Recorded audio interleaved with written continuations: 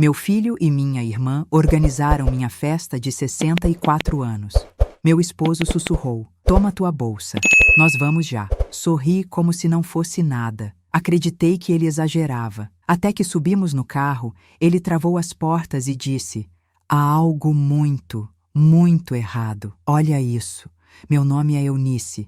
Tenho 64 anos e durante boa parte da minha vida fui conhecida pela minha família como a apaziguadora, a pessoa que ajeitava o que estava torto, que confortava quem estava angustiado, que resolvia o que ninguém queria resolver. Eu mesma quase me convenci de que esse era um dom, quando na verdade era só um jeito de me manter em pé num mundo que parecia sempre prestes a me pedir mais do que eu podia dar. Aquela noite, no entanto, a noite da minha festa, a noite que deveria ser de celebração, foi o ponto de partida de uma verdade que eu demorei anos para enxergar. Eu ainda lembro do cheiro forte das flores artificiais, misturado com o perfume adocicado que minha irmã gostava de usar. O salão era simples, iluminado demais, com aqueles balões metálicos que reluziam ao ponto de incomodar o olhar. Mas todos sorriam, todos pareciam felizes. Ou talvez eu estivesse tão acostumada a interpretar sorrisos que já não diferenciava o autêntico do conveniente. Meu filho Marcos foi quem coordenou a maior parte da festa, ou pelo menos era o que ele dizia. Ele falava isso com um orgulho que me emocionava. Durante anos, eu temi que ele nunca reconhecesse meus esforços. Levantei aquele menino praticamente sozinha durante a adolescência dele, enquanto meu marido passava por um período difícil no trabalho. Eu me virei como pude, sem reclamar, sem apontar, sem cobrar, porque no fundo eu acreditava que amor de mãe era isso. Suporte incondicional.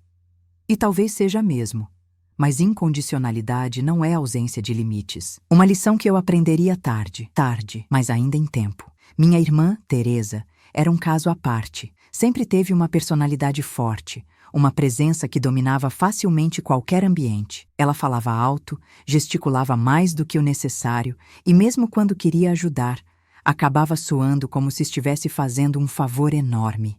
Ainda assim, era minha irmã. E ser irmã, para mim, sempre significou tolerância, mesmo quando doía, mesmo quando eu sabia que aquilo não vinha de bondade, mas de controle. Eu estava com um vestido azul marinho simples, que tinha escolhido justamente para não chamar atenção. Nunca gostei de ser o centro das atenções, mas quando vi que tanta gente tinha ido à festa, vizinhos, primos distantes, colegas de Marcos, senti uma pontinha de orgulho.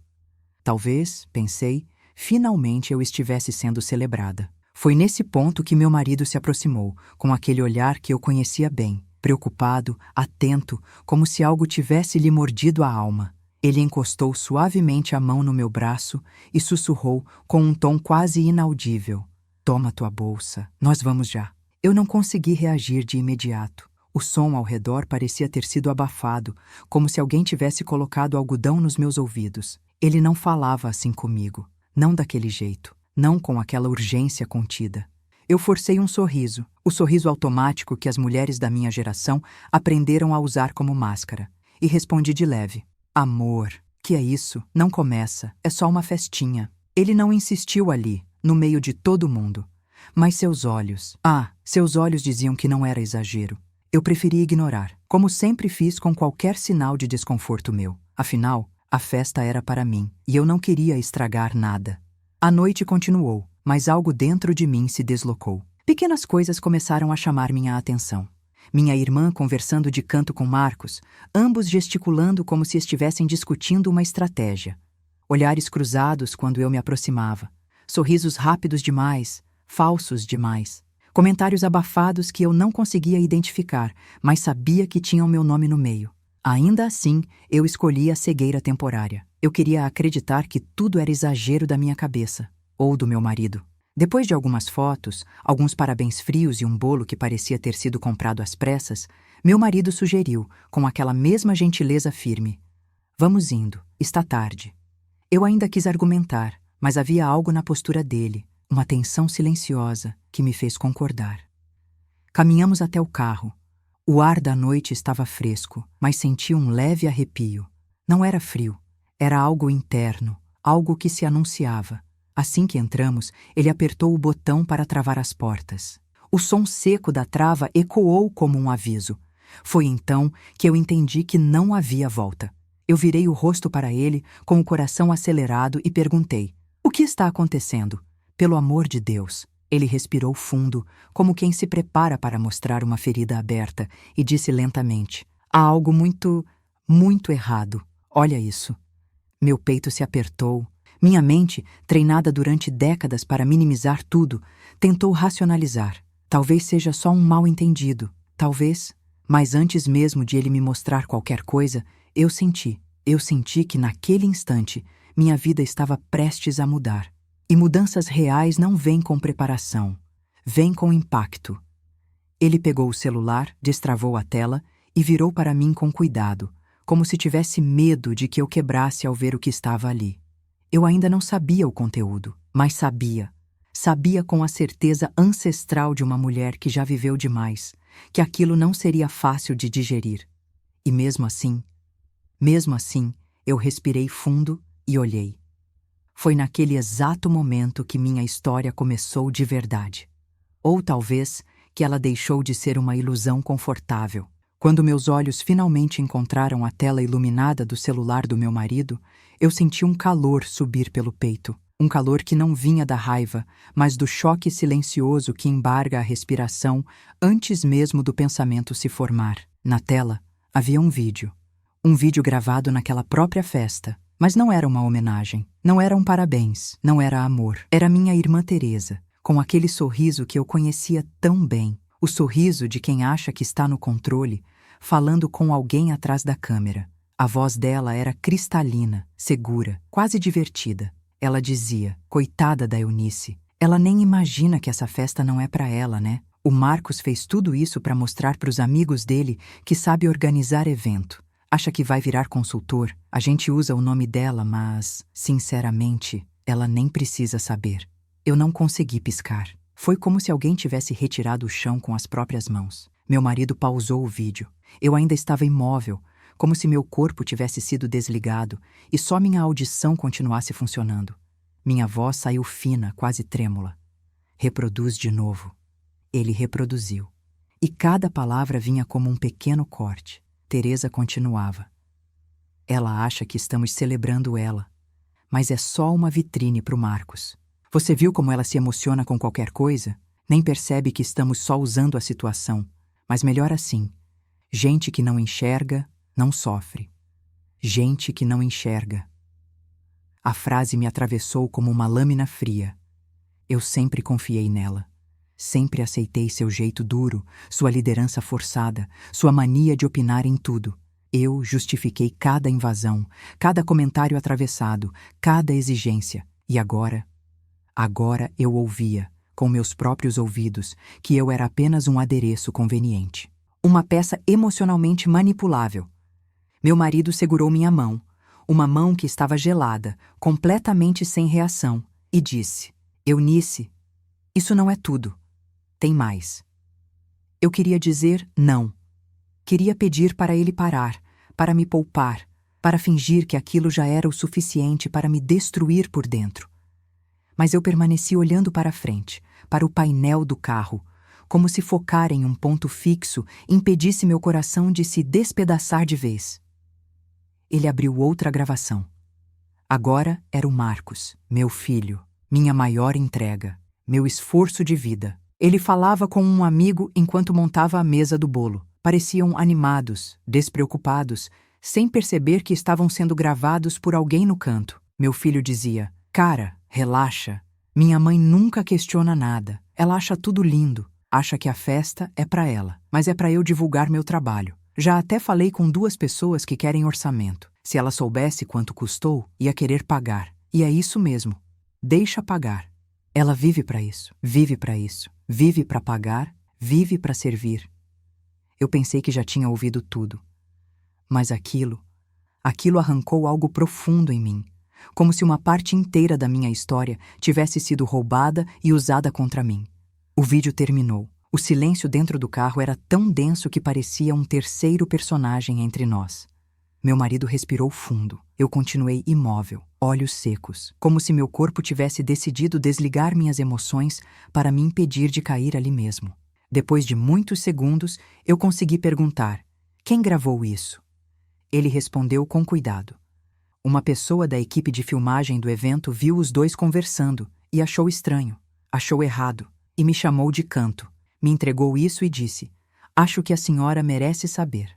Eu senti um impacto ainda maior. Aquela pessoa, uma desconhecida, teve mais compaixão por mim do que minha própria família. Eu apoiei as mãos no colo, tentando controlar o tremor. Aos poucos, meu cérebro começou a recuar do choque e entrar naquele estado que mulheres maduras conhecem bem, o estado de sobrevivência racional. Aquele momento em que o coração sangra, mas a mente exige silêncio para entender o que deve ser feito. Eu disse baixinho: eles me usaram. Meu marido colocou a mão sobre a minha. Eles usaram mais do que isso, Eunice. Eles te diminuíram. Respirei fundo, sentindo um aperto no peito que não era choro, mas clareza. Enquanto ele dirigia devagar para longe do salão, eu encarava a rua escura e silenciosa pela janela. Pela primeira vez, eu senti que algo dentro de mim estava acordando, algo que eu passei a vida inteira adormecendo, em nome da paz. Mas a paz que eu defendia, eu percebia agora, nunca foi minha, e sim deles. A festa, os sorrisos, os abraços frios, tudo fazia parte de um teatro cuidadosamente montado para transformar meu nome em moeda emocional. E eu sempre fui boa pagadora, até aquela noite. Naquele instante, ainda não havia raiva, ainda não havia plano, mas havia algo novo, algo que me tomou de surpresa. Eu não me sentia culpada. Eu não senti que era minha obrigação entender, perdoar ou justificar. Pela primeira vez em décadas, eu só senti. E o que senti foi indignação limpa, uma indignação que não grita, não quebra nada, não expõe, mas observa, porque mulheres como eu, quando acordam, acordam de verdade. Quando chegamos em casa, meu marido desligou o carro e disse, com a calma de quem ama de verdade: eu estou com você, mas você precisa decidir o que fazer. Eu olhei para frente, com a mente ainda processando tudo, e respondi: primeiro, eu preciso entender até onde vai essa mentira. Minha voz soou estranhamente firme, e foi assim que começou a maior ruptura da minha vida. Eu acordei naquela manhã com uma sensação difícil de traduzir. Não era tristeza, não era raiva. Era um vazio lúcido, como se meu corpo tivesse decidido desligar todas as emoções para que eu pudesse analisar minha vida com clareza. Meu marido, Álvaro, já estava acordado, preparando café. Ele me lançou um olhar que misturava cuidado e espera, como se estivesse me perguntando silenciosamente: quem você é a partir de hoje? E eu mesma não sabia. Sentei-me à mesa devagar, sentindo cada movimento como se tivesse envelhecido anos em poucas horas. Peguei a xícara de café, mas minhas mãos não aqueceram. Ele sentou à minha frente e disse: Eunice, o que você decidiu? Eu respirei fundo. Desde jovem, sempre fui rápida em responder para evitar conflito. Mas agora eu queria sentir o peso do silêncio. E respondi com calma: hoje, eu começo a olhar para tudo o que eu ignorei por anos. Ele assentiu, não insistiu. Ele sabia que aquela frase, vinda de mim, já era uma revolução. Depois do café, fui até o quarto e procurei a caixa onde guardava cartões, bilhetes, lembranças do Marcos. Eu sempre fazia isso quando queria me lembrar do porquê eu sacrificava tanto. Mas naquele dia, ao olhar para cada recado antigo, cada desenho infantil, cada foto dele sorrindo, eu senti algo que nunca tinha sentido, uma distância, como se aquilo fosse de outra vida. Minha mente finalmente conectava pontos que eu empurrava para longe, e era assustador perceber que a verdade sempre esteve lá, silenciosa, esperando que eu tivesse coragem de enxergar. E coragem eu finalmente tinha. Peguei meu celular, abri o histórico de conversas com meu filho. Eu sempre mandava mensagens longas, carinhosas, cheias de preocupação.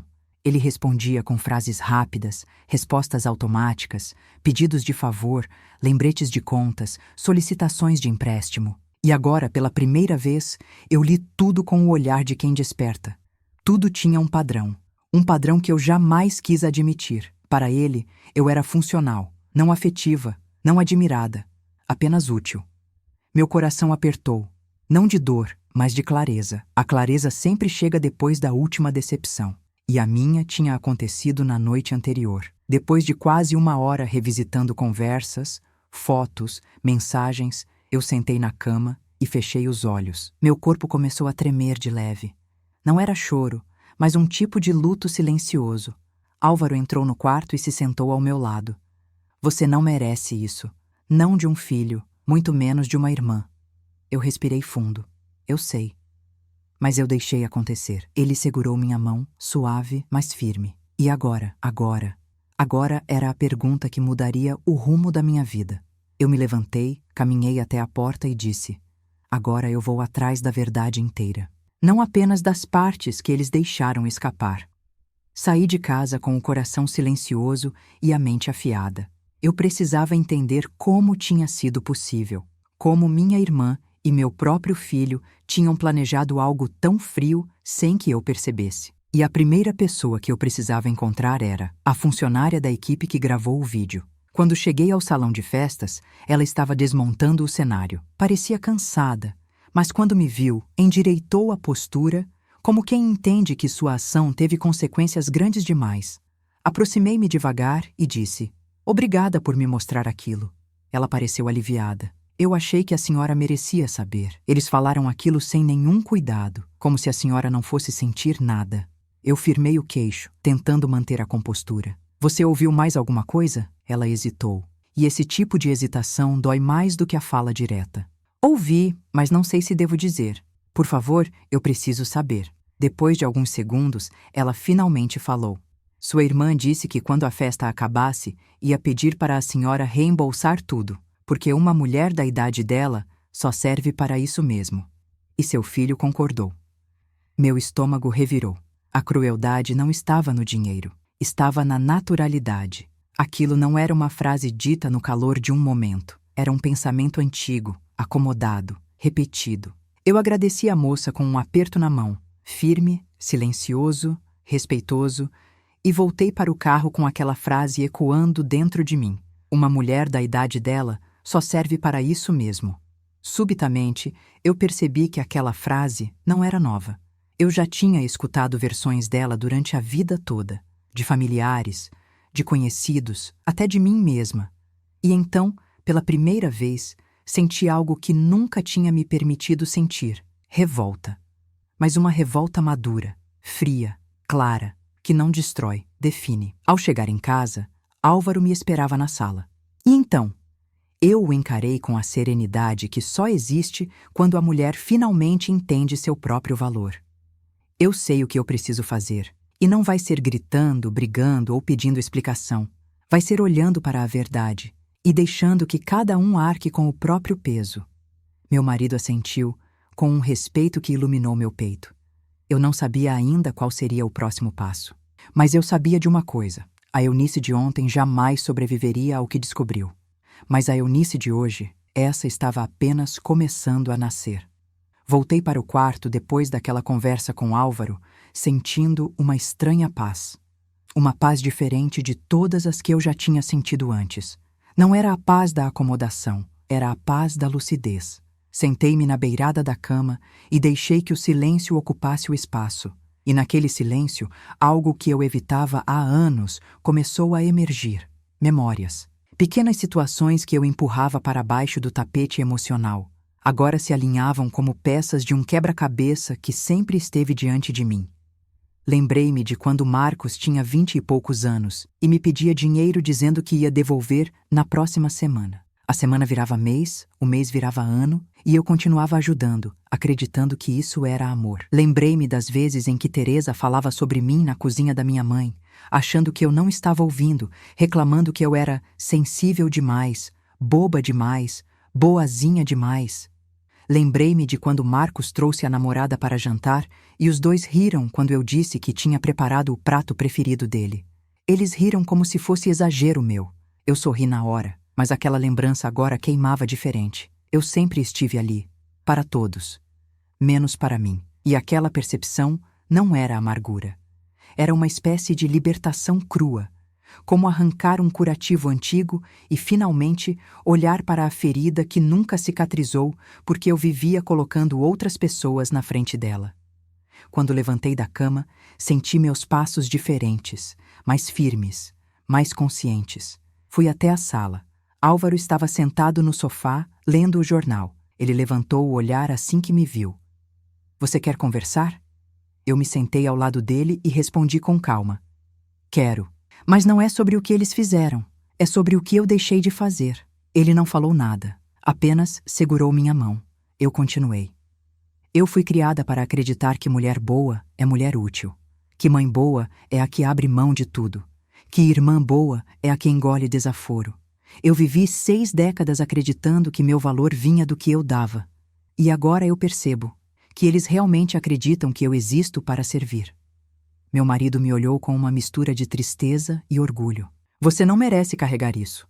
Respirei fundo, sentindo algo se encaixar dentro de mim. Eu sei, e é por isso que eu vou mudar, não para eles, mas por mim. Ficamos em silêncio por alguns segundos, e então ele perguntou: E o que você pretende fazer agora? Olhei para a janela. O céu estava nublado, pesado, mas não ameaçador. Era como eu me sentia, carregada, mas estável. Eu preciso conversar com a Teresa, depois com o Marcos, mas não para exigir explicação. Eu quero ouvir e observar.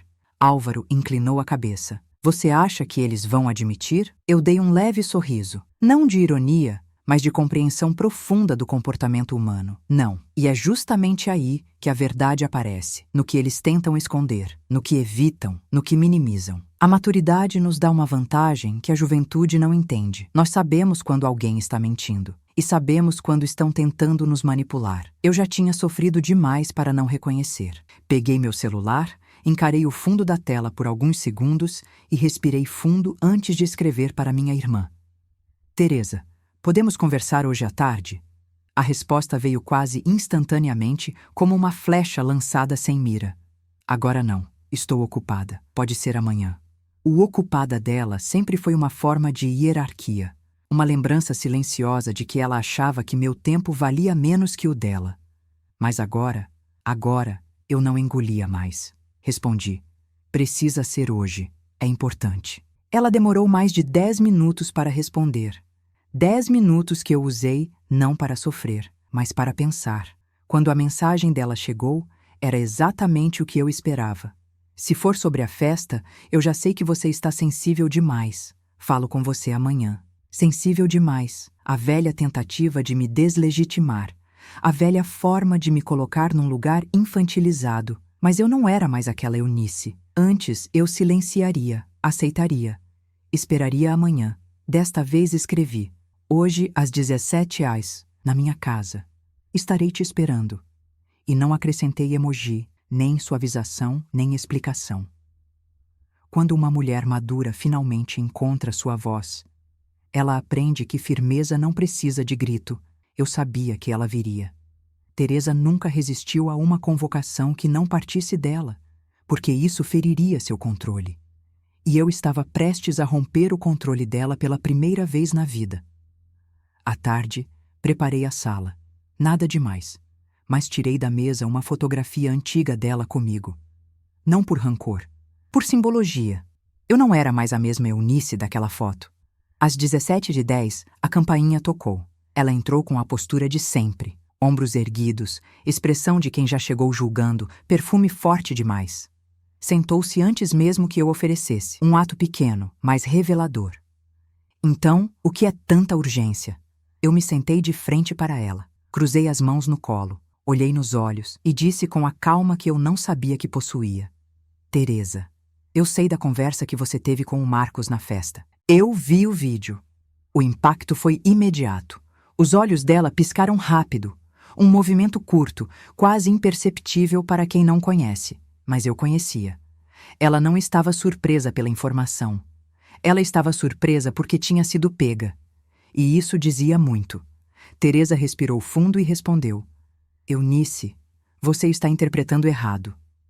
Eu quase sorri. Era sempre assim. Sempre que a verdade encostava nela, ela tentava inverter o jogo. Mas eu não estava ali para discutir versões. Estava para observar. Então, me explica. Ela cruzou as pernas, ajeitou o cabelo e começou. Aquilo era brincadeira. Você sabe como as pessoas falam sem pensar. Você está sensível por causa da idade. É normal. Eu jamais falaria algo para te machucar. E ali, naquele instante, eu entendi tudo. Ela não negou. Ela não se desculpou. Ela não refletiu. Ela apenas tentou me diminuir. E o que brilhava nos olhos dela não era arrependimento. Era medo de perder o domínio que sempre exerceu sobre mim. Levantei-me da poltrona devagar. Caminhei até a porta da sala. E disse: Teresa, eu não estou sensível. Eu estou lúcida. E é isso que te incomoda. O rosto dela endureceu. Você está exagerando. Eu a encarei com serenidade madura. Não. Pela primeira vez na vida, eu estou enxergando. Ela abriu a boca para retrucar, mas eu concluí antes. Vamos continuar essa conversa em outro momento. Agora, eu preciso pensar. E você precisa se olhar. Abri a porta. Ela saiu sem dizer uma palavra. E quando fechei a porta atrás dela, senti que algo dentro de mim estava sendo reconstruído. Tijolo por tijolo, verdade por verdade, respeito por respeito. Eu ainda precisava falar com Marcos. Se você gosta do nosso conteúdo e quer nos ajudar, se inscreva no canal. Isso ajuda muito. Agora, vamos continuar. Depois da conversa com Teresa, eu senti uma serenidade diferente ocupando meu corpo. Não era vitória, não era alívio. Era simplesmente o peso da verdade repousando de forma definitiva sobre mim. E na sequência desse despertar, eu sabia qual seria a etapa mais difícil: encarar o Marcos. Meu filho, meu único filho. O homem que carregava, sem saber, tudo o que eu já tinha suportado, calado e perdoado na vida. Mas naquela manhã, ao acordar, eu já sabia. A conversa não seria um pedido de explicações, seria um espelho. E espelhos, quando colocados diante de pessoas acostumadas a sugar tudo de você, são mais dolorosos do que qualquer palavra. Sentei-me na mesa da cozinha, observando o movimento da rua pela janela. Cada pessoa passando parecia carregar uma vida inteira que eu nunca conhecera. E essa percepção me trouxe um pensamento novo. Quantas mulheres como eu existiam? Quantas tinham construído a vida dos outros enquanto a própria ficava esquecida em algum canto? Meu marido, Álvaro, me observava em silêncio enquanto preparava o café. Ele sabia que meu silêncio não era tristeza, era preparação. Quando coloquei minha xícara sobre a mesa, disse: Hoje eu falo com o Marcos. Álvaro apenas assentiu. Quer que eu esteja junto? Balancei a cabeça. Não. Dessa vez, ele precisa ouvir de mim. Só de mim. E aquilo, mais do que qualquer gesto, mostrava minha transformação. Mulheres que acordam para si mesmas, não delegam mais a própria voz. Peguei meu celular e escrevi uma mensagem curta. Marcos, preciso falar com você hoje, aqui em casa. Venha às 15 horas. Ele visualizou rápido, mas demorou a responder. O padrão dele. Sempre que havia algo que não o favorecia, ele recuava, esperava, tentava controlar a situação pelo silêncio. A resposta veio 10 minutos depois. Hoje eu não posso. Muito trabalho. Trabalho. Sempre o pretexto perfeito. Respondi. É importante. Mais 2 minutos. Mãe, se for sobre a festa, eu já falei com a tia. Vocês estão exagerando. Ah, a cartilha do manipulador emocional. Minimizar. Reduzir o outro ao exagero. Transferir responsabilidade. Eu respirei fundo e respondi com firmeza. 15 horas, estarei em casa. Nenhuma explicação, nenhum emoji, nenhuma suavização. A mulher que pede é facilmente ignorada. A mulher que afirma é inevitável. Às 15 horas em ponto, ouvi o portão se abrir. Marcos sempre foi pontual com aquilo que lhe interessava. Com aquilo que lhe incomodava, chegava rápido para resolver e ir embora.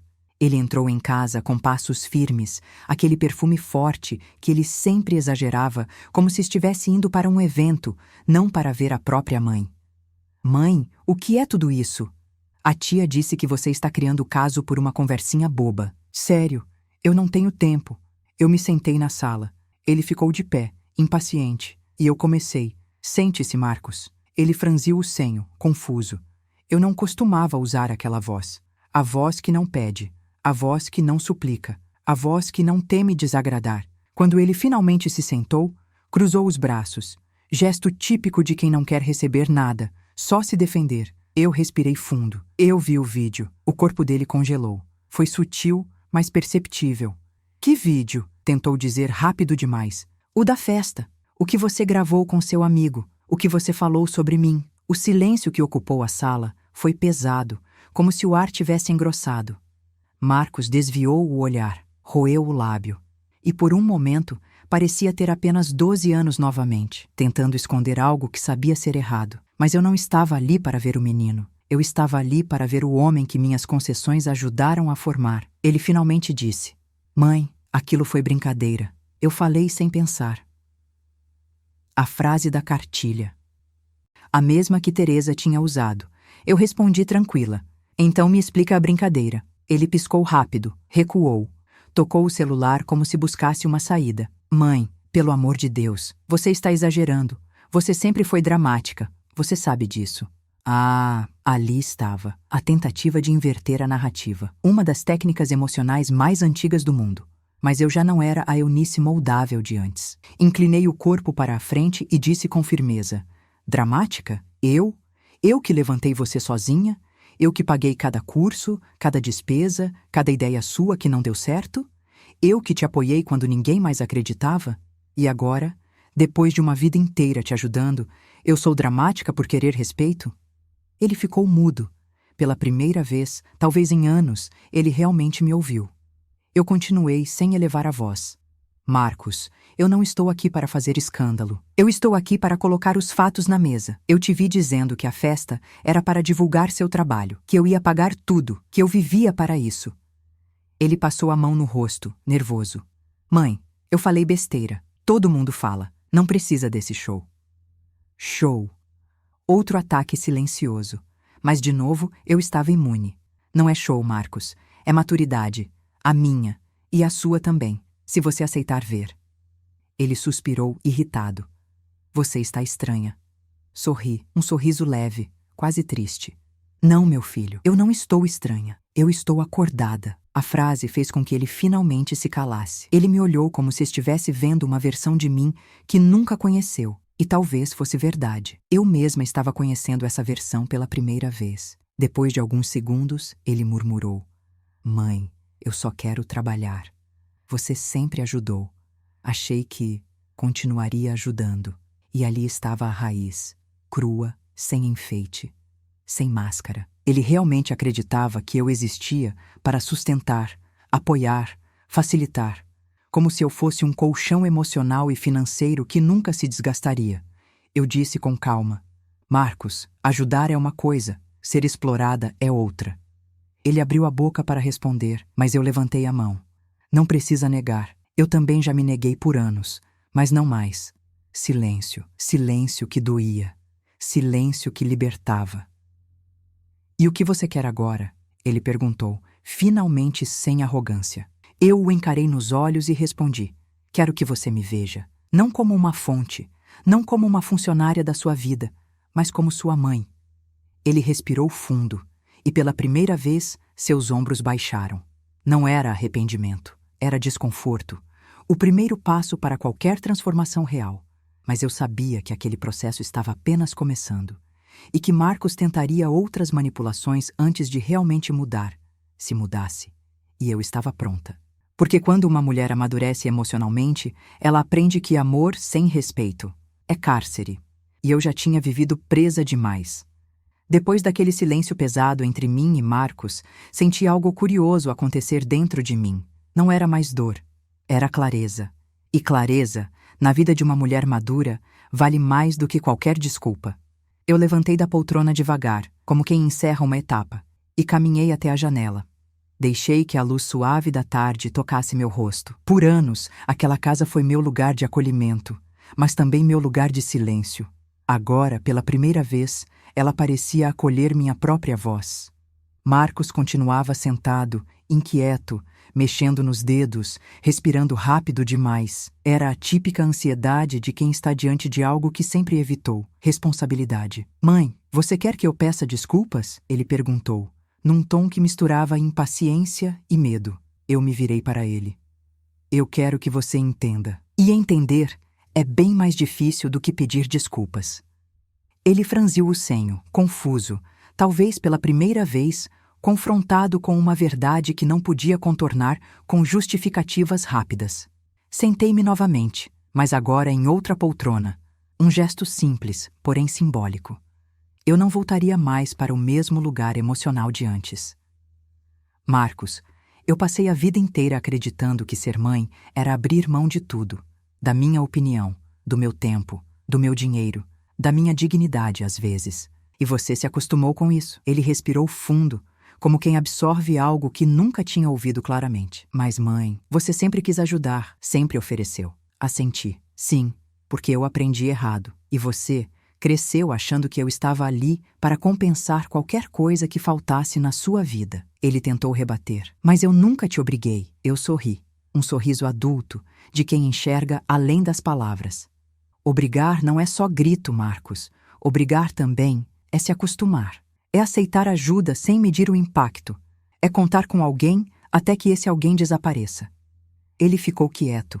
E no silêncio dele, eu percebi pela primeira vez algo que não tinha visto antes. Ele estava com medo. Não de mim, mas de perder a facilidade. A estrutura que eu sempre ofereci sem pedir nada em troca. O medo dele não era emocional. Era prático. E perceber isso não me destruiu. Estranhamente, me libertou. Porque quando a gente finalmente entende o que o outro teme, a gente para de ter medo do próprio amor. Mãe, ele disse, num tom mais baixo, quase infantil, eu realmente não pensei que estava te machucando. Eu me aproximei e respondi com calma. Eu sei, e é exatamente isso que me machuca.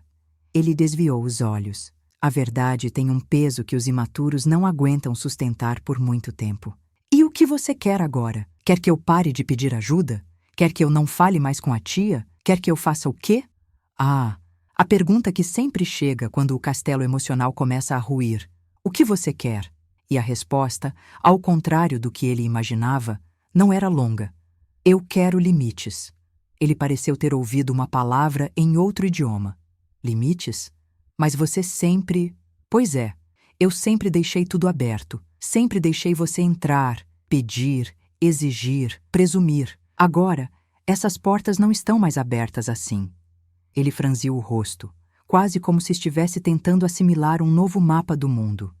Então você não vai mais me ajudar?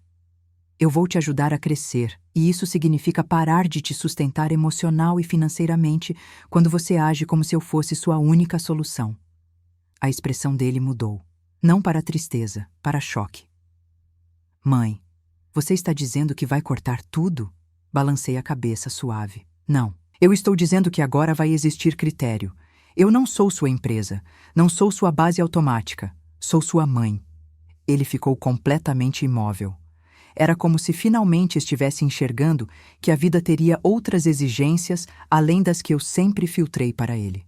Depois de alguns segundos, ele levantou-se abruptamente. Eu preciso pensar. E eu respondi. Pense, pela primeira vez. Ele caminhou até a porta, respirando rápido, claramente desconfortável com a ideia de responsabilidade. Quando abriu o portão, eu acrescentei em voz firme. E Marcos, eu te amo, mas eu também me amo. E quando uma mãe aprende a se amar, o mundo inteiro dela muda. Ele parou, mas não se virou, e saiu. A porta se fechou, e pela primeira vez desde que me tornei mãe, senti algo que nunca tinha sentido. Eu não tinha medo do silêncio que ele deixava quando ia embora. Álvaro entrou na sala devagar, observando minha expressão. Eunice, você está bem? Eu respirei fundo, com uma calma que parecia vir de outra vida. Eu estou. Pela primeira vez em muito tempo, eu estou. Sentei-me no sofá, fechei os olhos e percebi uma sensação estranha, quase física, como se alguém tivesse tirado um peso antigo dos meus ombros. O peso do papel, o peso da obrigação, o peso da mãe perfeita que não sente, não reclama, não exige. E naquele instante eu percebi. Não era minha família que tinha começado a mudar, era eu. E quando uma mulher madura muda, todo o resto precisa se reorganizar ao redor dela. Eu ainda não sabia o que viria no dia seguinte, mas pela primeira vez em décadas, eu estava pronta. Acordei no dia seguinte com uma sensação que não sentia havia anos, leveza. Não porque tudo estivesse resolvido, longe disso, mas porque, pela primeira vez, eu não estava carregando a culpa de ninguém nas minhas costas. O sol entrava pela janela de um jeito tímido, mas bonito. Me levantei devagar, coloquei meus chinelos e senti o chão frio, real, sólido. Era simbólico. Eu estava pisando novamente no meu próprio chão. Álvaro estava na cozinha preparando café, como sempre fazia quando percebia que minha mente estava trabalhando. Ele tinha essa sensibilidade silenciosa que nunca pediu reconhecimento. Exatamente o oposto das relações que me consumiram por tantos anos. Dormiu bem? Ele perguntou. Como há muito tempo não dormia, respondi. Sentamos à mesa.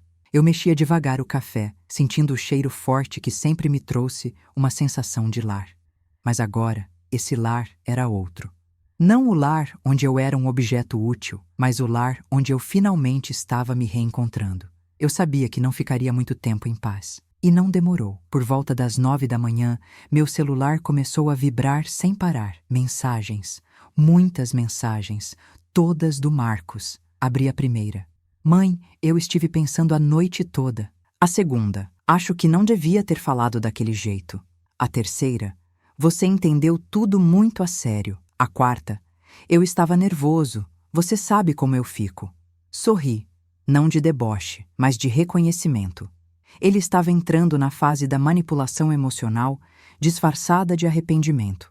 A fase mais clássica. A fase em que o agressor emocional não assume nada, mas tenta te puxar de volta para o lugar onde você sempre esteve, disponível, culpada e silenciosa. E, ao mesmo tempo, carente da sua aprovação. Álvaro se aproximou e perguntou: Vai responder agora? Balancei a cabeça. Não. Ele precisa sentir o espaço. Precisa entender que agora eu também tenho ritmo, não só ele. Deixei o celular de lado enquanto terminávamos o café. E essa decisão simples, não responder imediatamente, foi mais poderosa do que qualquer discurso, porque, pela primeira vez, eu estava no controle do meu tempo. Às 10, tocou a campainha. Álvaro foi atender. Eu ouvi a voz antes mesmo de ver o rosto. Teresa. Claro. Quando manipuladores emocionais percebem que você fechou a porta de um lado, tentam entrar pelo outro. Ela entrou apressadamente, sem ser convidada, como sempre fez durante décadas. Eunice, precisamos conversar. Eu permaneci sentada, tranquila. Pois não, Teresa. Ela franziu o senho. Minha calma a desestabilizava. Estava acostumada com a Eunice insegura, sempre tentando evitar conflito. Aquela nova versão de mim a deixava tensa. O Marcos me ligou ontem à noite, arrasado, me contando tudo. Ele disse que você exagerou, que fez uma tempestade. E, sinceramente, Eunice, você está levando isso longe demais. Ah, a frase que toda mulher madura ouve quando finalmente coloca limites.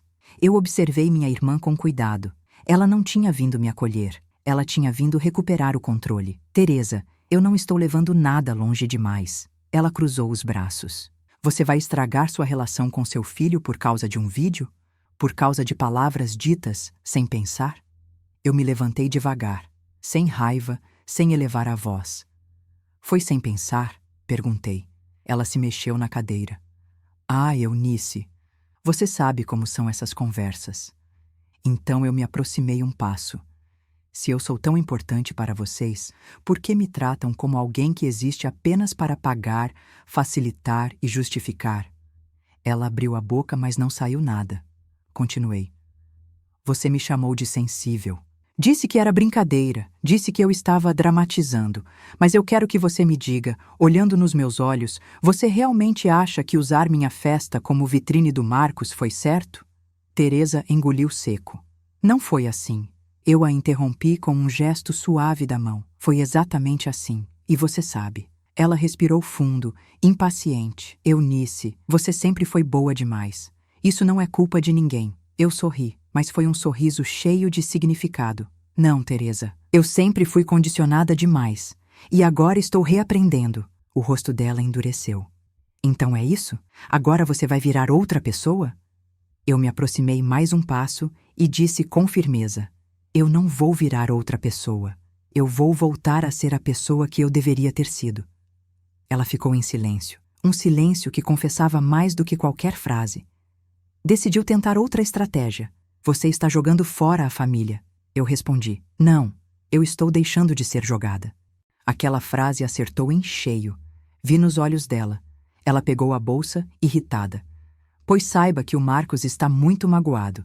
Você deveria conversar com ele com mais calma. Eu a acompanhei até a porta. Eu vou conversar sim, com calma, mas não com submissão. Ela saiu. Rápida, inconformada. Fechei a porta devagar e senti meu peito vibrar. Não de nervosismo, mas de firmeza. Álvaro, que observava tudo da sala, disse: Eles estão percebendo que você mudou. Eu respondi, e ainda nem comecei. A tarde se aproximava, e eu sabia que mais cedo ou mais tarde Marcos voltaria, não para conversar, mas para tentar recuperar o poder que sempre teve. Mas ele não sabia, o poder era meu agora, e não haveria retorno. A tarde avançava devagar, como se o tempo soubesse que algo importante estava prestes a acontecer. O silêncio dentro de casa era firme, mas não pesado. Era o tipo de silêncio que antecede decisões. Eu estava sentada na sala, ajeitando alguns papéis, quando ouvi o portão abrir. Não foi surpresa. Marcos não deixaria aquela conversa mal resolvida. Não por preocupação comigo, mas por necessidade de restaurar a dinâmica de sempre. Álvaro, que estava do lado de fora regando as plantas, entrou imediatamente e me avisou com um olhar. Eu apenas respirei fundo. O som da porta se abrindo foi quase simbólico. Um filho entrando, mas um ciclo prestes a terminar. Marcos apareceu na sala com passos rápidos e expressão tensa. Mãe, a gente precisa resolver isso agora. Eu olhei para ele com calma. Calma que o desarmava mais do que qualquer grito. Então sente, Marcos. Ele se sentou no sofá, mas não relaxou. As mãos estavam inquietas, batendo uma na outra. Não era arrependimento, era desafio. Era medo de perder o conforto emocional e financeiro que eu forneci durante anos. A tia disse que você está diferente e que está falando coisas que não fazem sentido. Ele começou. Ah, Teresa. Sempre tentando controlar a narrativa. Sempre com medo de perder a posição central. Eu respondi. Faz sentido sim, Marcos. Pela primeira vez. Ele respirou fundo, como quem tenta conter a irritação.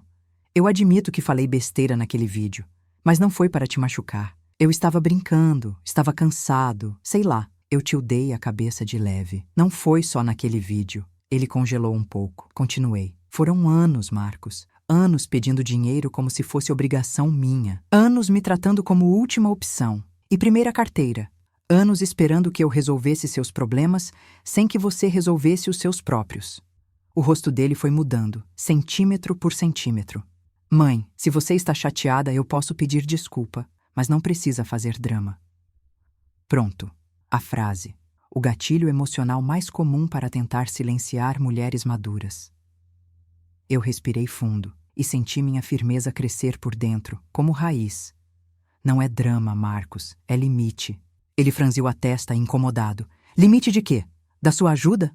Eu me inclinei um pouco para a frente. Limite de abuso, limite de exploração, limite de desrespeito.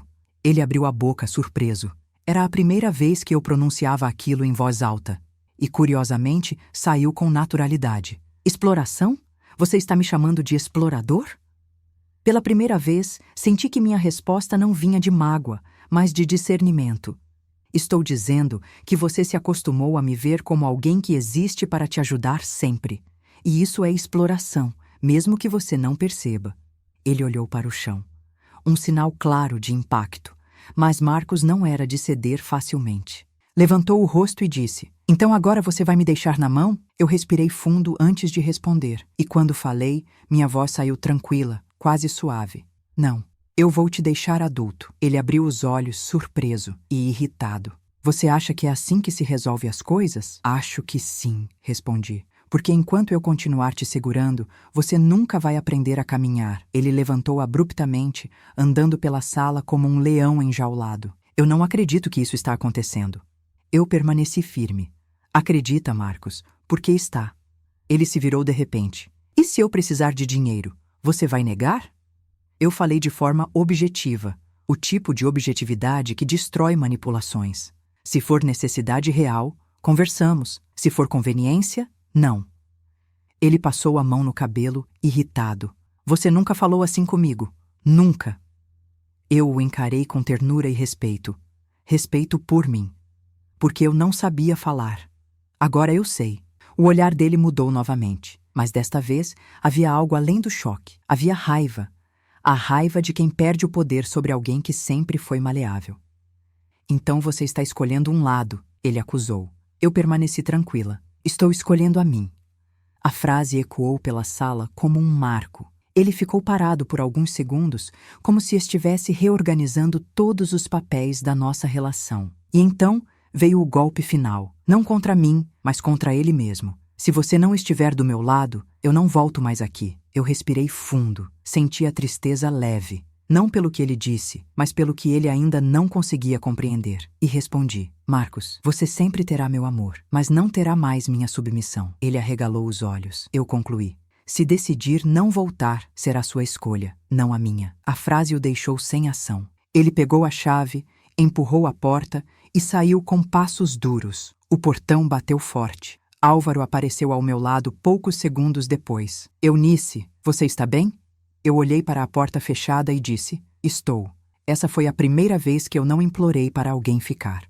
E naquele instante, percebi que a liberdade começa exatamente assim.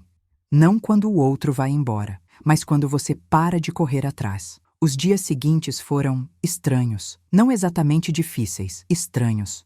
Eu acordava cedo, fazia meu café, caminhava pela casa sem pressa, olhava minhas plantas e pela primeira vez em décadas, sentia que meu corpo estava vivendo no mesmo ritmo da minha alma. Era como se eu tivesse recuado emocionalmente de tudo o que sempre me sugou, e esse recuo tivesse colocado minha mente em ordem. Mas do lado de fora, do lado dos que estavam acostumados a me controlar, o caos estava começando. No segundo dia após a conversa com Marcos, meu celular tocou às 9 da manhã. Era ele. Eu não atendi. Não por vingança, mas por critério. Eu estava ocupada comigo, e isso, na minha vida, era raríssimo. Ele tentou novamente. 2 vezes. Depois vieram mensagens, uma atrás da outra. Mãe, a gente precisa conversar. Desculpa por ontem, eu estava nervoso. Você sabe que eu te amo. A tia está preocupada com você. Podemos resolver isso rápido. Sorri de canto. A última frase era reveladora. Resolver rápido. Como quem conserta uma torneira. Como quem apaga um incêndio que ameaça o conforto dele. Só que eu não era mais incêndio. Era consciência. E consciência não se apaga. Deixei o celular sobre a mesa e continuei dobrando umas roupas que estavam limpas há dias, esperando pela minha disposição, que agora finalmente vinha. Álvaro me observava com aquele olhar que só homens realmente maduros têm. Um olhar de orgulho silencioso. Ele está começando a perceber, disse ele. Assenti. Quando a gente se recolhe, o outro se desespera. Eles nunca esperam que a mulher pare de correr atrás. Por volta do meio-dia, ouvi passos no portão. Passos conhecidos. Marcos entrou sem bater. Hábito antigo que ele nunca reconsiderou, porque achava natural ocupar todos os espaços. Quando me viu na sala, congelou. Não havia raiva no rosto dele. Havia medo. Ele não sabia lidar com a minha nova versão. Mãe, por que você não está falando comigo? Eu respirei fundo, sem tensão. Estou falando sim, agora mesmo. Ele se aproximou devagar, como se estivesse pisando em um território desconhecido, e estava. Eu não dormi direito esses dias. Eu o olhei nos olhos. Eu também não dormi bem por anos, Marcos. Ele desviou imediatamente o olhar. Eu pensei muito no que você disse, sobre limites. Pela primeira vez, ele pronunciou a palavra como se fosse um objeto estranho que não sabia segurar. E? Perguntei. Ele respirou fundo, quase trêmulo. Eu não quero brigar. Eu não sei como fazer isso. Ah, a confissão que desmonta qualquer expectativa. Meu filho não sabia se relacionar sem exigir, sem tomar, sem se apoiar. E isso não era apenas culpa dele. Uma parte grande da responsabilidade era minha. Mas agora eu sabia. Responsabilidade não é culpa. E culpa não move ninguém. Marcos, comecei suavemente. Eu não estou pedindo que você brigue. Estou pedindo que você cresça. Ele sentou no sofá com os ombros caídos. Pela primeira vez, parecia menor do que a própria idade. Eu não sei se consigo. Sentei-me na poltrona oposta. Então comece tentando. Ele engoliu seco. Mãe, eu realmente não queria te machucar. Eu o observei em silêncio por alguns segundos. O silêncio não era punição, era espelho. E ele começou a se ver ali. Você conseguiu sim, respondi. Mas isso não define o resto da sua vida. Só define o que você fez até agora. Ele ergueu o olhar, com os olhos um pouco marejados. Não de arrependimento profundo, mas de colisão com a realidade. E o que eu faço agora? A pergunta que toda mãe deseja ouvir e que nenhuma mãe deveria precisar responder. Mas eu respondi. Comece me tratando como alguém que sente, que tem limites, que envelhece, que cansa e que merece amor, não uso. Ele passou a mão no rosto, como se tentasse acordar de algo que o próprio ego tinha fabricado por anos. Mas antes que pudesse falar outra palavra, ouvimos o portão bater novamente. Dessa vez, a voz veio antes da pessoa entrar. Teresa. Claro, sempre ela. Sempre entrando sem ser chamada, sempre assumindo que tinha direito de invadir cada espaço meu. Eunice, Marcos, o que está acontecendo com vocês dois? Ela entrou com a expressão teatralmente preocupada, mas os olhos entregavam a verdadeira intenção, controle. Quando viu Marcos sentado, ela se apressou. Meu filho, você está bem? Eu te disse que sua mãe estava sensível. Parei Teresa com a mão, sem agressividade, mas com firmeza. Não, Teresa, eu não estou sensível. Eu estou consciente. Ela congelou. Não esperava aquilo. Nunca esperava. Eu continuei. E você não precisa se envolver nessa conversa. Ela levantou o queixo. Sou sua irmã. Sim, e por isso deveria ser a primeira a respeitar o meu processo. Teresa ficou sem resposta. Aquilo a desarmou. Mulheres como ela não sabem reagir quando a outra finalmente encontra a própria voz. Marcos olhou para mim, depois para ela, e pela primeira vez na vida percebi algo surpreendente. Ele estava envergonhado da postura dela. Ele disse, tia, deixa eu falar com a minha mãe.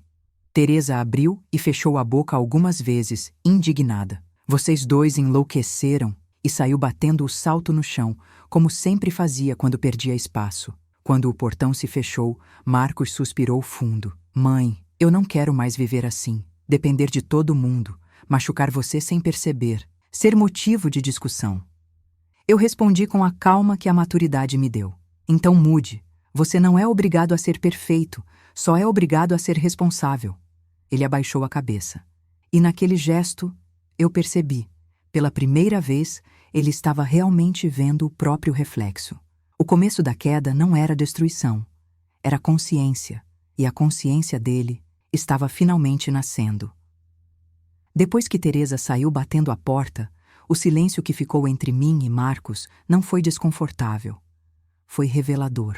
Um tipo de silêncio que fala, que acusa, que obriga a pessoa a lidar consigo mesma. Ele respirou fundo, como alguém que sabe que não tem mais para onde correr. Mãe, eu sei que fiz errado, mas eu não imaginava que ia te ferir desse jeito. Eu o observei. Não havia mais aquela arrogância, aquela postura de quem sempre teve certeza de que eu seria o colchão emocional eterno para amortecer qualquer impacto de seus atos. Agora havia humanidade, algo que eu não via nele há muito tempo. Marcos, comecei, escolhendo cada palavra com cuidado. Não é só sobre o que você fez na festa, é sobre tudo que isso representa. Ele pareceu realmente querer entender. Continuei. Sabe quantas vezes eu deixei de comprar algo para mim para pagar uma conta sua? Quantas vezes eu menti para o seu pai dizendo que estava tudo bem, quando na verdade eu estava me desgastando por dentro? Quantas vezes eu aceitei comentários humilhantes da Teresa porque eu achava que família era isso mesmo? Marcos engoliu seco. Eu pensei que você gostava de ajudar. Essa frase, dita com tanto descuido no passado, agora tinha outro peso. Eu dei um meio sorriso. Não de alegria, mas de lucidez. Eu gosto de ajudar, sim, mas não gosto de ser usada. Ele fechou os olhos por alguns segundos, como se aquilo doesse nele. Eu nunca pensei que estava te usando. A sinceridade daquela frase era verdadeira, mas não o inocentava. Era apenas o retrato fiel de uma criação que se acostumou a receber sem questionar, sem medir, sem retribuir. Eu levantei devagar e fui até a estante, onde havia um porta-retrato antigo. Eu segurando Marcos no colo, ele com apenas 2 anos, sorrindo de um jeito puro, limpo, sem nenhuma sombra. Segurei o porta-retrato e mostrei a ele. Eu te amei desde o primeiro instante e sempre fiz tudo com amor. Mas amor não é ausência de limite. Amor sem limite vira abuso, e abuso sem consciência vira padrão. Ele me olhou como se estivesse vendo a mãe pela primeira vez. E qual é o limite agora? Respirei fundo, porque essa pergunta dita assim, sem escudo, sem arrogância, sem manipulação, era a pergunta certa, a mais difícil. A que só chega quando a pessoa finalmente admite que precisa mudar. Eu me sentei ao lado dele e falei com firmeza. O limite é o seguinte: você vai resolver seus próprios problemas, vai trabalhar, vai se organizar, vai crescer, e eu só vou te ajudar quando você mostrar responsabilidade. Nunca mais por obrigação, nunca mais por chantagem emocional. Ele ficou imóvel. Era um golpe duro de ouvir, mas necessário. E quanto à festa? E quanto ao dinheiro? Eu sorri suavemente. Marcos, eu não vou te cobrar nada, mas eu também não vou pagar nada mais. Ele engoliu seco. Eu vou dar um jeito. E eu respondi, ótimo, porque está na hora. Nesse momento, algo inesperado aconteceu. Marcos começou a chorar. Não era choro de manipulação. Não era choro teatral, nem choro para reverter a conversa. Era choro adulto. Choro de quem viu algo que não pode mais fingir que não viu. Choro de espelho. Eu permaneci ali, sentada ao lado dele, sem abraçar. Não por frieza, mas porque aquele choro não precisava ser embrulhado em consolo. Ele precisava sentir, precisava enfrentar. Depois de alguns minutos, ele enxugou o rosto com as mãos. Mãe, eu não quero perder você. A frase atingiu um ponto dentro de mim que ainda era sensível, mas não vulnerável. Toquei sua mão e disse, você não vai me perder, mas vai perder a versão de mim que não se cuidava. Ele respirou fundo, tocado por uma mistura de alívio e medo. Eu vou tentar fazer diferente. Eu assenti. É só isso que eu espero. Ele levantou-se devagar, os ombros ainda pesados, mas havia pela primeira vez algo novo, intenção. Antes de sair, ele virou-se para mim. Mãe, eu vou trabalhar mais e vou te provar que posso ser melhor. Eu sorri de volta. Prove para você primeiro. Ele assentiu e saiu, fechando o portão com cuidado. Quando a casa voltou ao silêncio, Álvaro apareceu no corredor com uma expressão serena. Acho que ele entendeu, eu respondi. Não tudo, mas entendeu o suficiente para começar. E então senti um alívio estranho no peito. Não um alívio de vitória, mas de rendição à verdade. A verdade liberta, mas antes, ela organiza. E ali, naquele fim de tarde, eu sabia. O próximo passo não seria deles, seria meu. Porque uma mulher que finalmente acorda não volta mais para o papel que colocaram nela. Mas o que eu não imaginava era que, antes mesmo de eu planejar as próximas decisões, algo ainda mais profundo estava prestes a acontecer. A consequência natural da minha mudança. A virada moral que o destino reserva para quem finalmente coloca limites. E essa virada, depois daquela conversa com Marcos, os dias seguintes foram diferentes. O mundo ao meu redor parecia o mesmo. As árvores continuavam balançando com o vento. Os vizinhos continuavam discutindo sobre as mesmas trivialidades na rua. As manhãs continuavam com o cheiro de café e pão quente. Mas eu não era mais a mesma. Era como se meus olhos finalmente enxergassem tudo em foco. E com essa clareza veio algo que eu não sentia havia décadas. Paz. Uma paz silenciosa, madura, limpa. Aquela que só chega quando a gente devolve ao outro o peso que nunca deveria ter carregado. Álvaro parecia me observar com orgulho a cada gesto simples meu, como alguém que testemunha a construção de uma casa depois de anos de abandono. Você está andando diferente, ele comentou certa manhã. Eu ri baixinho. Não estou arrastando correntes invisíveis. Acho que isso muda o passo. Ele sorriu. Mas, ainda que eu estivesse recuperando minha tranquilidade, eu sabia que aquela história não estava totalmente resolvida, porque toda mudança verdadeira exige um período de reajuste, e eu ainda não tinha enfrentado o que vinha depois do despertar, as tentativas finais de manipulação, o desespero de quem perde poder, a prova de fogo dos limites, e isso não demorou a chegar. No quarto dia, Às 7 da noite, meu celular tocou. Era uma chamada de vídeo. De quem? Teresa. Eu respirei fundo. Não pela conversa, mas pelo inevitável último ato que toda pessoa controladora apresenta quando percebe que está perdendo o domínio sobre alguém. Atendi. Ela apareceu com o rosto carregado, expressão tensa, olhos apertados. Atrás dela, um barulho de panela, uma TV ligada, um caos cotidiano que sempre a acompanhou. Eunice, precisamos conversar, ela disse, sem rodeios. Eu mantive a voz tranquila. Pode falar. Ela suspirou profundamente, um suspiro quase teatral. Marcos me ligou ontem. Ele está arrasado, falando que você mudou totalmente, que está fria, distante. Eu assenti. Estou madura, Teresa. É diferente. Ela franziu o rosto, como quem não gostou da resposta. Madura? Ou influenciada pelo Álvaro? E ali estava, a acusação infalível de quem não aceita perder controle. Colocar a culpa em outra pessoa. Eu respirei fundo antes de responder. Teresa, minha mudança não é sobre ninguém, é sobre mim. Ela se inclinou para a frente irritada. Mas você está levando tudo a ferro e fogo. Era só uma brincadeira, uma fala fora do lugar. Você sempre foi tão calma. Eu a interrompi gentilmente. Fui calma demais, por tempo demais. Ela estreitou os olhos. E agora vai jogar seu filho contra você por causa de uma bobagem? Eu inclinei a cabeça. É curioso você chamar de bobagem aquilo que machucou justamente porque veio de quem eu mais amava. Teresa revirou os olhos, gesto típico de quem nunca aprendeu a se responsabilizar. Eunice, você não entende. Marcos está tentando trabalhar, ele está tentando se organizar. E agora você coloca pressão nele nesse momento delicado? Eu mantive o tom sereno. A pressão que você chama de cruel, na verdade é responsabilidade. Ela interrompeu. Responsabilidade tem limite. E eu respondi firme. Exploração também. Teresa abriu a boca, fechou, abriu de novo. Parecia uma porta emperrada. Então ela soltou. Sabe qual é o problema, Eunice? Você sempre foi fraca. Agora quer pagar de forte. Meu corpo inteiro ficou imóvel. Imóvel como fica uma mulher que já ouviu isso a vida toda, mas que pela primeira vez sabe que aquilo não entra mais. Eu falei com calma cortante. Eu nunca fui fraca, eu fui generosa. E generosidade sem limite vira fraqueza aos olhos dos ingratos. A expressão dela mudou. Pela primeira vez, vi algo parecido com receio. Continuei. E eu não sou ingrata comigo mesma. Não mais. Ela ficou alguns segundos sem dizer nada. Eu esperei, tranquila, até que ela soltou. Então é assim? Você vai virar essa pessoa agora?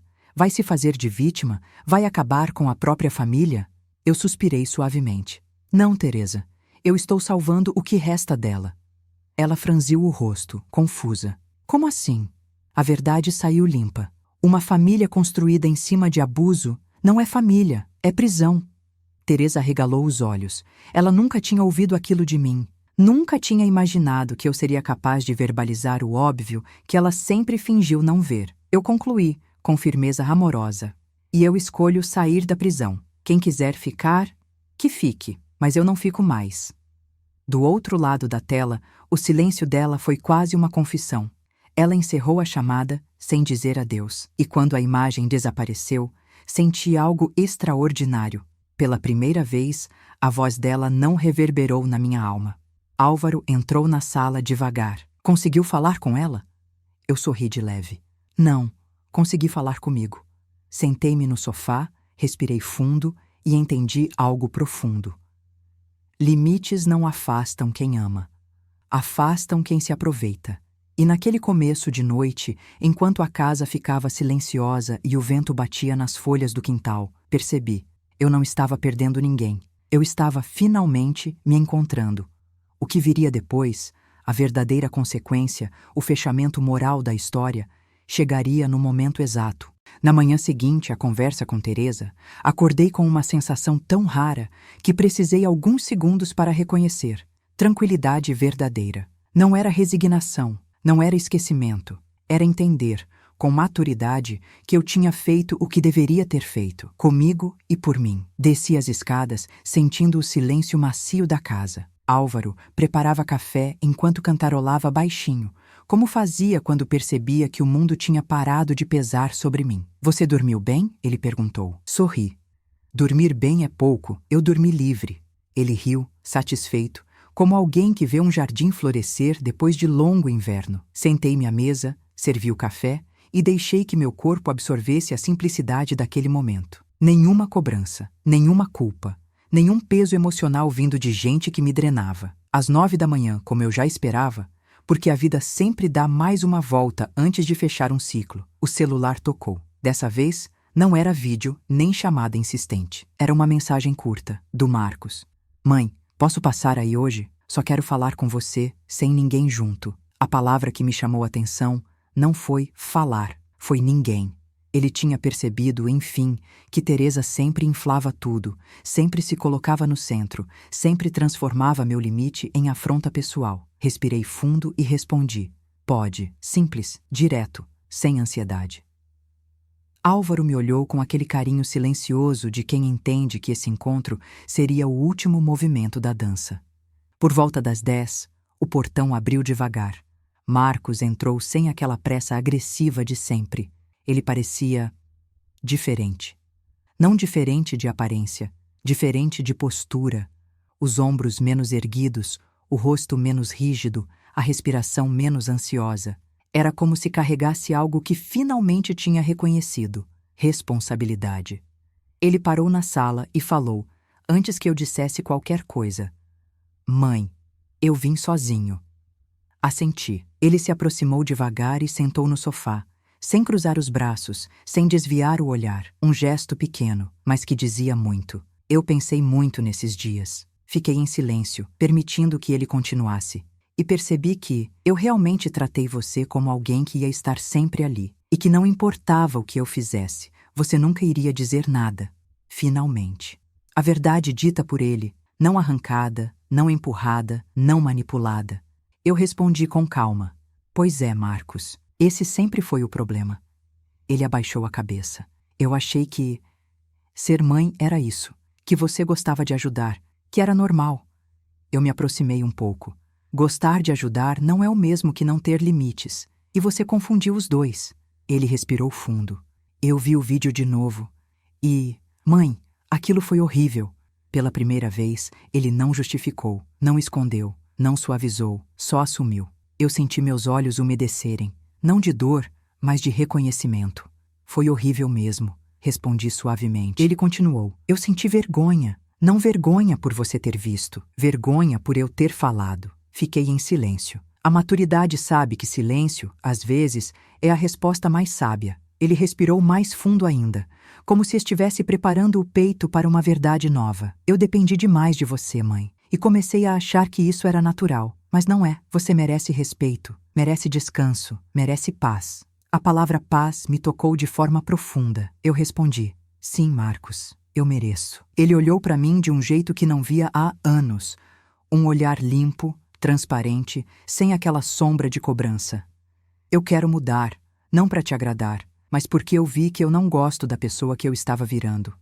Aquilo era o que eu sempre desejei que ele dissesse. Não por mim, mas por ele. Eu me sentei ao lado dele e falei, o primeiro passo você já deu, enxergou. Agora é caminhar. Ele concordou com a cabeça. O que aconteceu a seguir não foi dramático, foi simples, verdadeiro. Ele colocou a mão sobre a minha e disse, me desculpa, mãe, de verdade. E eu respondi com a tranquilidade que só existe quando a alma finalmente encontra lugar. Eu te perdoo, Marcos, porque agora eu sei que não estou perdoando para apagar nada, mas para continuar. Ele sorriu, um sorriso tímido, quase infantil, e eu soube ali, não era redenção, era recomeço. E recomeço é mais valioso do que qualquer pedido de perdão vazio. Quando ele foi embora, não senti medo, não senti insegurança, não senti aquele desespero antigo de e se ele se afastar? Senti leveza. Álvaro se aproximou e perguntou, terminou? Eu sorri, com uma serenidade profunda. Terminei o que precisava terminar dentro de mim. O resto, a vida ajeita. Ele me abraçou forte, um abraço calmo, do tamanho do meu novo mundo. Depois sentei-me sozinha na varanda. Olhei o céu. A brisa fresca tocava meu rosto. E naquele exato momento, entendi. Eu escolhi a minha liberdade. E liberdade não é ausência de família. É ausência de abuso. A maturidade nos ensina que paz não tem preço. e que limite não destrói relações, apenas destrói as que nunca foram verdadeiras. Fechei os olhos, senti meu coração finalmente quieto e agradeci não pelo que perdi, mas pelo que encontrei.